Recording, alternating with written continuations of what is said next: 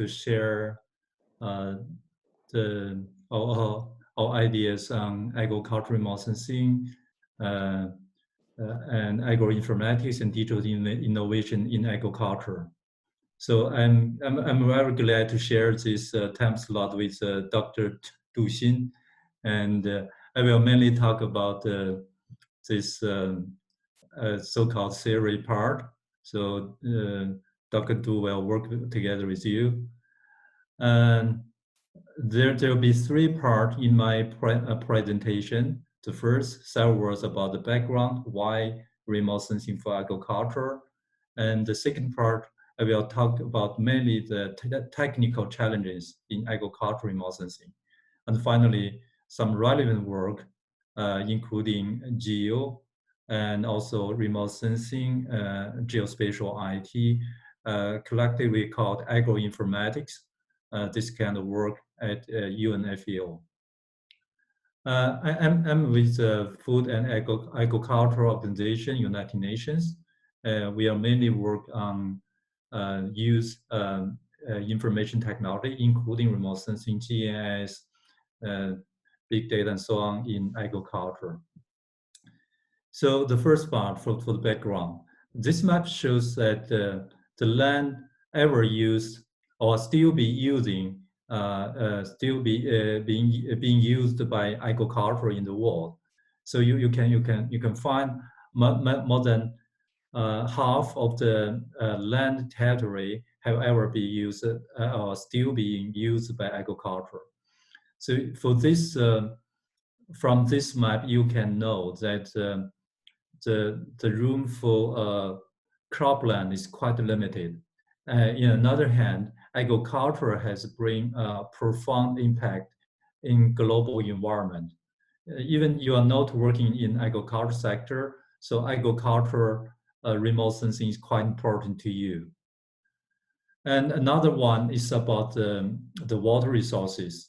So agriculture production rely heavily on water resources, but in the very near future, more than 2/3 of people in the world, including people living in the rural area and as well in the city, are suffering water stress. There's another limiting factor for agricultural production.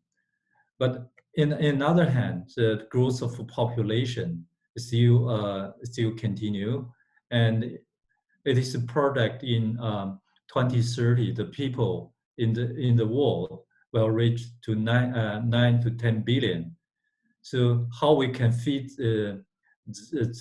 such huge population is really challenging, not only for United Nations, but also for the government, for different sectors in the world.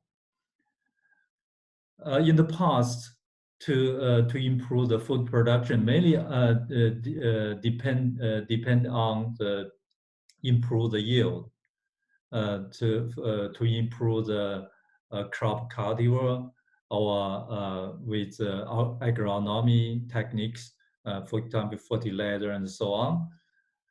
This is the data from USDA, but if you use data in other country, so we can have the similar trend. Before 1930, so you can say the yield is quite stable, but it's quite low. But after that, during 1930 and 1940s and 1950s, there are new techniques, including fertilizer and improved crop variety,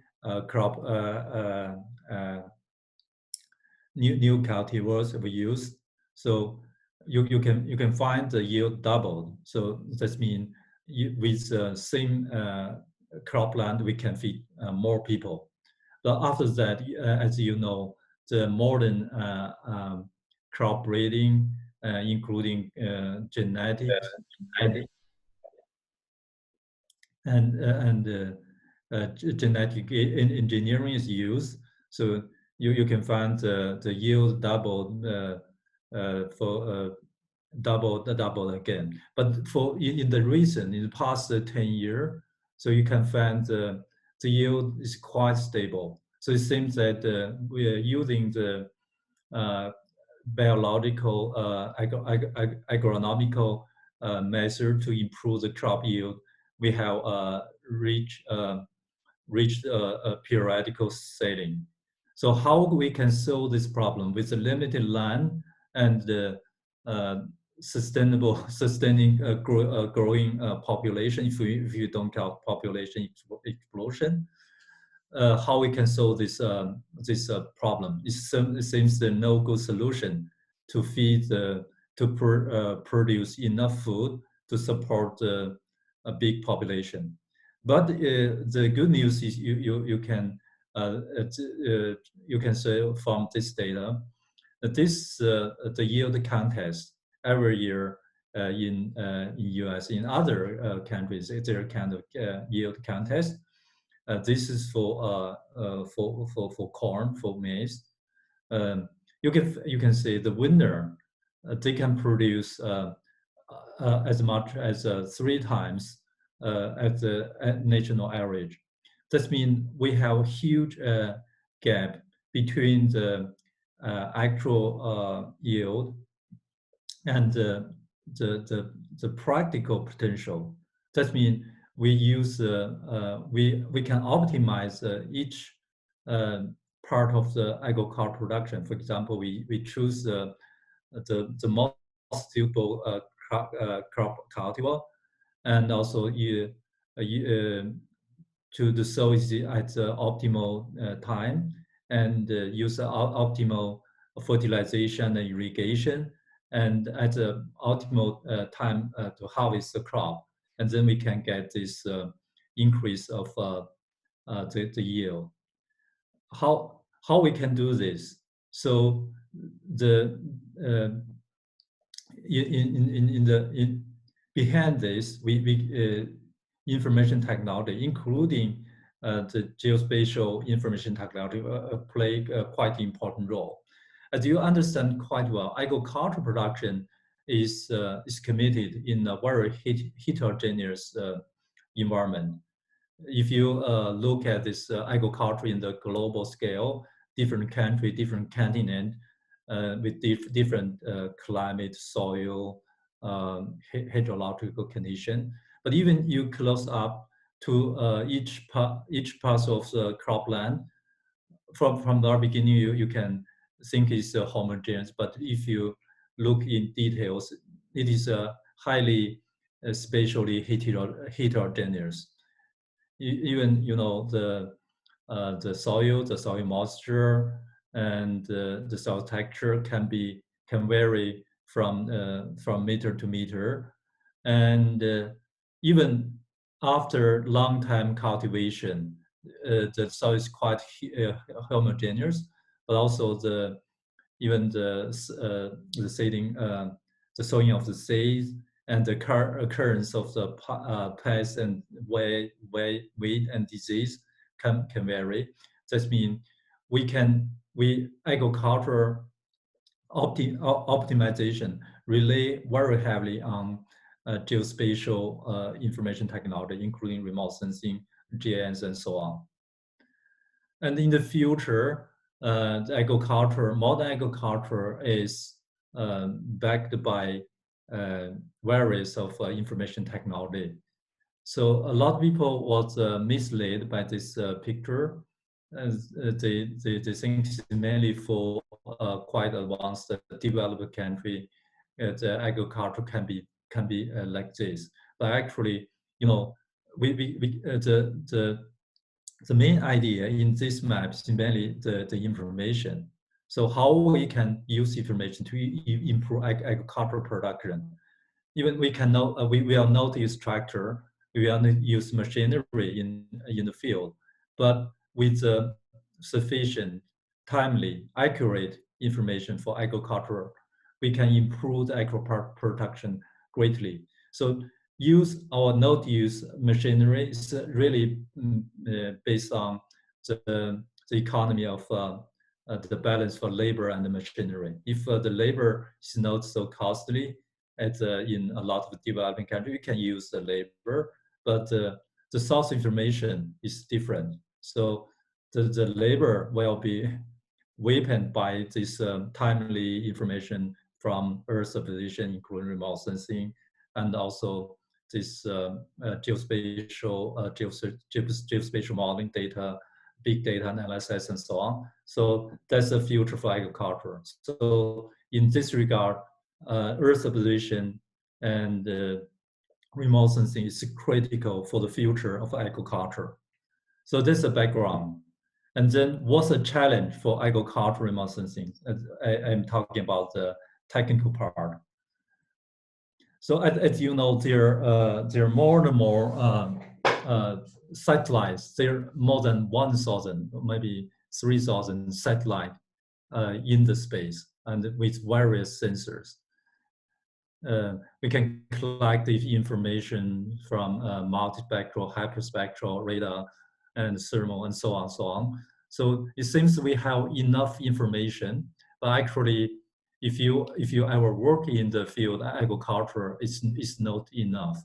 It will never be enough, because you know agriculture production is very highly resin. So you sow the seed in spring, you have it in August, in September, and then you can the time frame for this production only 7 months. During these 7 months, you should we should have all the information ready. In some area, because the cloud and and also the instrument specification, so we cannot get the information ready. So there are several techniques we can use. For example, the data fusion of multi-source of remote sense data. So this is a lot of people have worked on that. To some sensors, some satellite have very high resolution data, and some satellite have very short time interval. So in this regard, we can combine their advantage together to get the highly spatial and temporal resolution data for agricultural modeling. But this is just one example of that to show the data availability. Another one, in agriculture, more and more people use microwave radar imagery, and another kind of data fusion. There are already some attempts to let the radar and hyperspectral and multispectral data to work together. The first challenge is to make the timely available remote sensing imagery for agricultural modeling. So it's really highly demanded in agriculture sector. But there's already some promising breakthrough, technical breakthrough in this field. So we can we can use them. And another one for agriculture, crop mapping is they're highly demanded. This maybe is the first step for agriculture remote sensing application. But this is a quite basic problem in a remote sensing application. It's a classification of imagery. In other domain, in agricultural remote sensing, we have a lot of attempts to improve the algorithm for crop classification or crop mapping. So this is the different methods we make the comparison. The very classical one, the maximum likelihood, and also the quite advanced neural network, and so on and so on. But finally, we can find the improve of the accuracy is not so significant, but the room for rely on only one method to improve the accuracy, especially for an operational system in a larger area, is not quite promising. How we can improve this problem? So thanks to artificial intelligence, here's the example. There are two ways. So one is use the big data methodology. We use time series data, and then to we can have more information to make the classification much higher. Another one, thanks to recent progress in artificial intelligence, machine learning. So in this way, we can improve the accuracy like the human mind. So that's definitely the future to improve to use big data and artificial intelligence to improve the including the classification and also for in the field of quantitative remote sensing. So another challenge is, remote sensing alone, including the classification, quantitative remote sensing, there usually this kind of errors, and also the timeliness is a problem. There are two ways in natural science. There are two ways we understand the world. The first is observe. So we use the direct observe, including the measurement by instrument, so we can understand the world. It's a direct observation. So another one is abstraction. So a lot of scientific research is focused on this field. We understand the process, the mechanism of the system. For this one is for the agricultural system. Then if ideally, if the information, the data or the mechanism is accurate enough, the two methods, the result from the two methods should be identical. But actually, it is not. Then we have the new technology called data simulation to integrate the advantage from the two kind of methods together. So for remote sensing, it's mainly for observation. We use we put the sensors on different platforms and get the information, and then use either quantitative remote sensing or classification. We get the information from the field for agriculture. So another one, so in the past we neglected. So in the agronomists had done a lot of work for their physiology and the process analysis, or for example, for crop growth, for soil hydrology, and so on. So we should take the full advantage of this the past research expert knowledge and the model, and then we integrate the advanced remote sensing together to get a better result. So this is this example in China, in North China, is for yield estimation to try the power for data simulation. The left one is without the data simulation. You can find the measured yield and simulated yield. There are no correlation at all. But after we use a data simulation to integrate the in situ measurement and also the remote sensor information, and then we improve the correlation greatly and reduce the relative error. Besides improve the accuracy, we can still have some information we cannot get from remote sensing. For example, for the fertilizer application, for the density, this is quite difficult. Maybe it's okay. There are a lot of times in forestry and other fields, but for the small crop, it's rather challenging. But you use this model data simulation, we can get this information quite easily. So actually, it's extended, enhance the power of Earth's position. So just list these three challenges and also some advances to make it possible. The final part I will share with relevant work we are doing at FAO.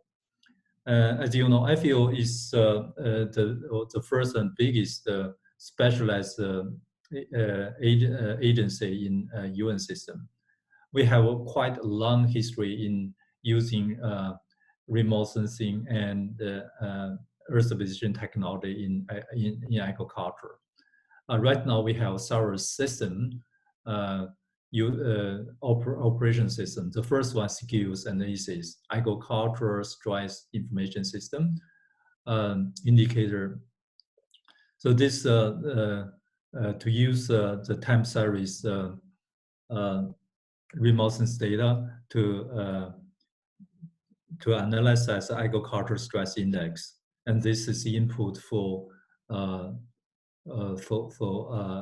agriculture early warning. This online. This is the data in the early June. The data is available in two levels. The first one is global, and the second one is country level. And in the quantitative remote sensing fund, we have this wrapper funded by the Dutch government. We have this water productivity at three levels. The first one is the continent level, and the second one is country level, national level, and the sub-nation level. And we know the limitation of of remote sensing. We integrate together with mobile apps to make the data timely available to the farmer, and then they can use the information for their agricultural practice. And other work, in FEO is not only agriculture crop, but also for forestry, fishery. We have a lot of work there for the pests and disease. There are a lot of work use cases in Earth observation. I will not go detail for that. So I will mainly share the recent effort we did in the past 2 years. The 2013 UN SDG, there are two relevant closely relevant to agriculture. SDG 1, SDG 2 one is for no poverty, and the second one is zero hunger. In 2019, to foster, to improve the implementation of SDGs, especially this two SDG 1, SDG 2. So the UN launched the hand-in-hand initiative proposed by FAO and also led by FAO for this to improve the eradicate hunger and poverty. And for that, we need a massive information, geospatial information. And especially for that, we developed this geospatial platform. And just as I said, it is this hand-in-hand initiative is country-led, country-owned to eradicate poverty and hunger for all forms of malnutrition. This hand-in-hand geospatial platform is a component of the initiative. It unites data from across the FEOK data from our member states, partners, and public-private data providers. Covers topics from every sub-discipline in agriculture, from animal health to trade and markets. Okay, so there are key features of the platform. It's cloud-based, so use infrastructure as a service or platform as service methodology. So no software installation is needed local. You can use a web browser. Even you can use it on your handheld system in your mobile phone. So to integrate such huge volumes of data, so it must be to enhance the geospatial data interoperation. It's standard driven, mainly use ISO and OGC standard. Just as said in the prior slides, it's a multidisciplinary data federation integration. So it can include all sub-disciplines in agriculture. And there's strict data policy include to improve the data ownership and data privacy. There are huge geospatial data set and still growing. So the structure of the system, the platform, so it's based on the existing all FEO data and application system, including external data center services. So we have 4 engines. The first one is data cataloging and federation.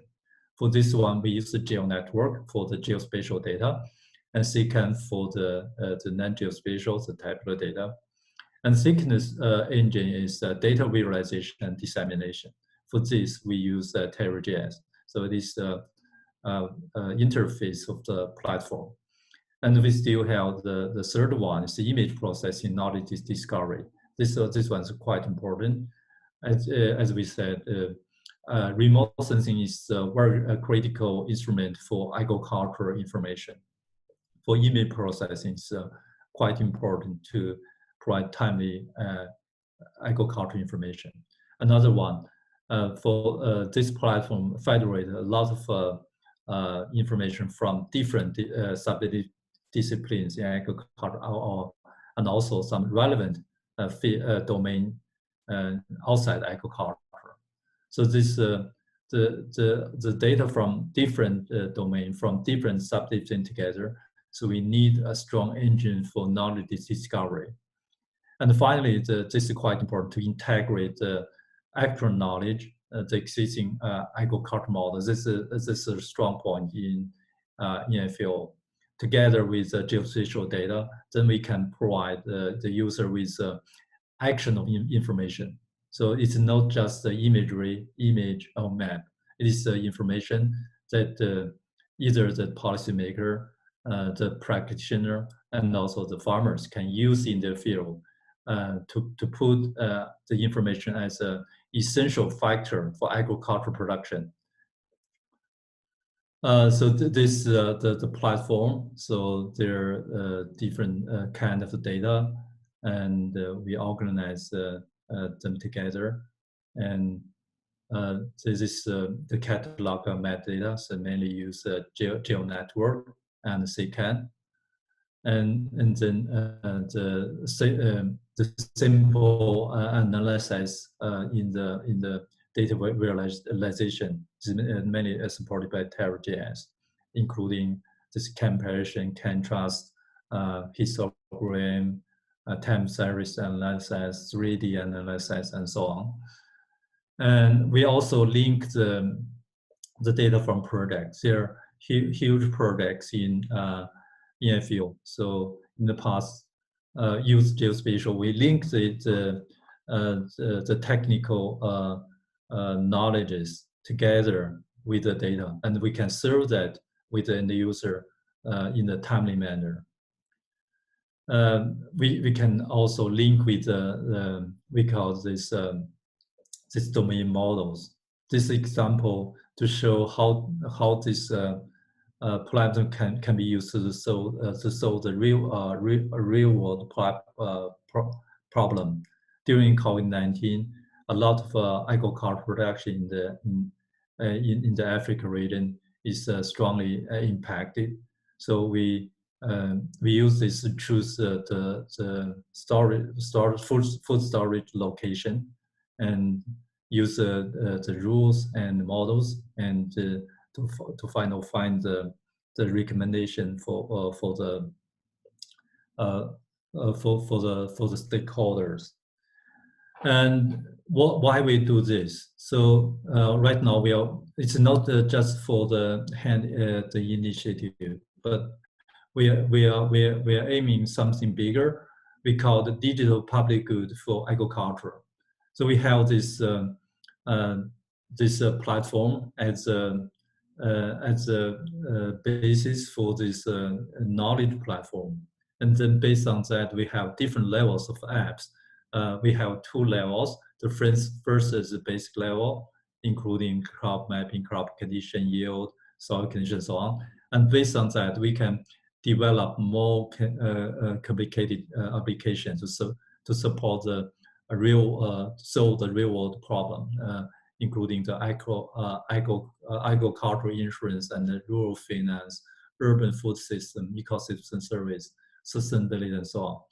And based on that, we provide geospatial services, and together with the data to form the digital public good. And in this manner, we support the UN SDGs and also the modernization of agriculture. I'd like to share the technical advance is really in us. I really like this slide. In the past, 1,000 years ago, if you want your portrait to be recorded, it can be very powerful. It be wow of king. Even in the hundreds ago, it should be very rich. You can pay for the painter to paint your portrait. But even half a century ago, if you get it's not easy get your portrait. You should be very famous, or you should pay for to go to gallery. But right now, even for agriculture, you have your mobile phone, you have micro drones, you can take picture, collect information. Whenever you like, even you can do that for your field. So right now, Earth observation, including this close range Earth observation, import us to collect more information. So in this regard, remote sensing is really promising for agriculture. So I stop here. If you have any